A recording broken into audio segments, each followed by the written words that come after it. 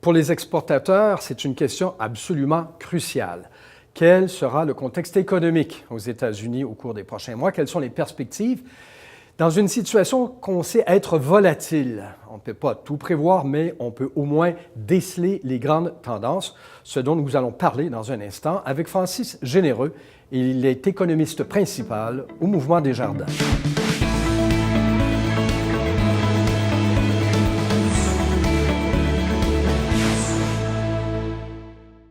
Bonjour, M. Généreux. Bonjour. Bienvenue à Télécorrex. D'autant plus que ça va permettre de donner vraiment un grand tour d'horizon de la situation économique actuelle et prévisible aux États-Unis. Je sais qu'il y a un humoriste français qui a dit « La prévision est un art difficile, surtout en ce qui concerne l'avenir ». Bon, on va quand même essayer, si vous permettez. D'abord, de façon générale, pour 2017, comment on entrevoit l'état de l'économie américaine? Il faut comprendre que l'économie américaine est déjà sur un certain élan positif depuis l'automne dernier, un peu en lien avec l'élection de M. Trump. Il y a eu quelques difficultés dans certains secteurs au premier trimestre, mais généralement, pour l'ensemble de 2017, on s'attend à une assez bonne croissance, meilleure que des chiffres relativement décevants qu'on avait eus en 2016. Parce que c'est important pour, évidemment, quiconque pense à exporter ou est déjà en place et se demande comment éventuellement prendre de l'expansion.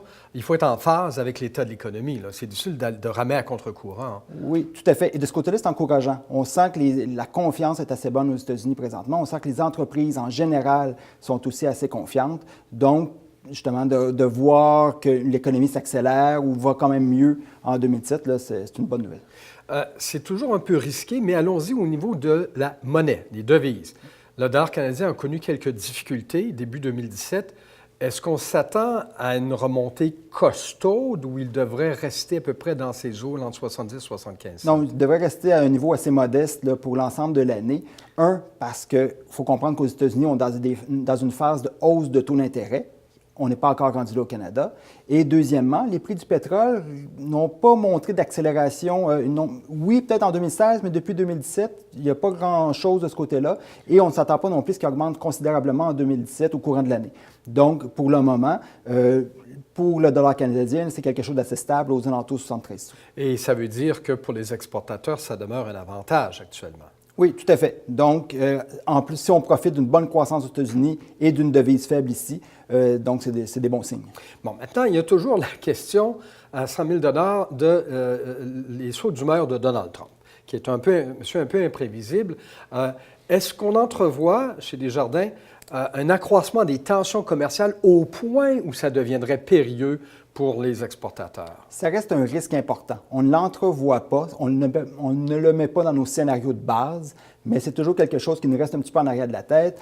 On l'a vu souvent dans différents médiums, sur Twitter et tout ça, dont M. Trump peut s'emballer, tout à fait, et il pourrait même aller attaquer, ou il l'a fait plusieurs fois, attaquer l'accord de libre-échange, mais on sent qu'autour de lui, on sait quand il parle avec les dirigeants mexicains ou canadiens, mais ça pose un petit peu le processus et ça fait en sorte qu'on peut s'attendre qu'il y ait, oui, peut-être des changements, oui, de la négociation autour de l'accord de libre-échange, mais rien de vraiment dangereux pour la conjoncture, mais ça reste un risque. Oui, sauf qu'on n'entrevoit pas de cassure brutale. Même si par moment le ton monte, on n'en est pas vraiment à déchirer les accords. On espère encore, et je reprends les mots de M. Trump, un tweak, donc oui. de petits ajustements. Il a monté le ton à quelques fois, mais on s'attend quand même qu'au bout des négociations, qu'il y ait des petits changements, mais rien de périlleux. Rien de brutal. 2018, est-ce qu'on continue sur le même élan, de façon générale, et je ne parle pas tant de la politique que de l'économie, est-ce qu'on continue sur une amélioration des perspectives? Oui, une amélioration des perspectives, oui, même peut-être un petit peu meilleure qu'en 2017, mais là, moi, je reviens à ces questions politiques. Donc, M. Trump devrait, à ce moment-là, être capable d'amener certaines baisses d'impôts, peut-être pas tout ce qu'il souhaite. On pense au programme d'infrastructure qui peut être positif aussi pour la croissance. Donc, les éléments qui n'ont pas encore été capables, à cause des négociations avec le Congrès et occupés sur autre chose, d'amener de l'avant. Mais si ces mesures-là positives pour la croissance arrivent en 2018, mais ça va être généralement bon. Ce qui fait que le Canada pourrait être un peu, à ce moment-là, à la remorque et profiter dans un certain sens de l'élan si, comme vous le dites, ça se raffermit en 2018. Il y aurait probablement un effet de débordement dont les exportateurs pourraient éventuellement profiter si les marchés s'améliorent. Oui, évidemment. Si la demande américaine est au rendez-vous, c'est effectivement favorable pour les exportateurs canadiens. J'allais vous demander, on a dit que c'était toujours un peu périlleux. Est-ce que les Américains, d'après ce que l'on comprend, sont quand même ouverts aux négociations, en tout cas aux relations commerciales? Historiquement, c'est quand même, je pense que le Canada est le premier client des États-Unis.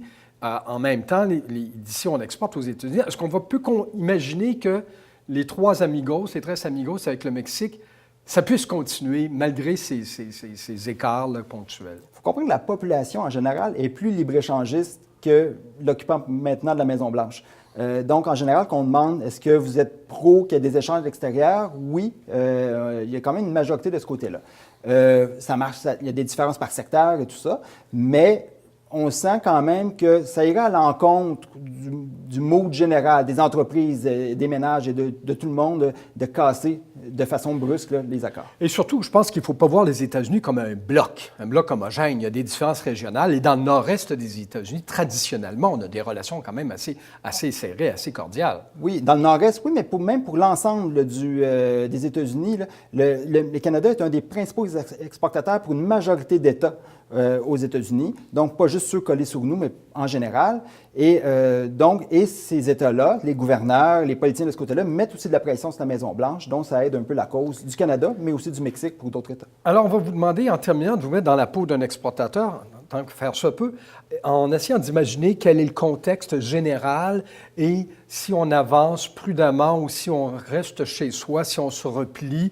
Est-ce que vous êtes d'avis que le temps est bon quand même pour les gens qui veulent investir le marché américain?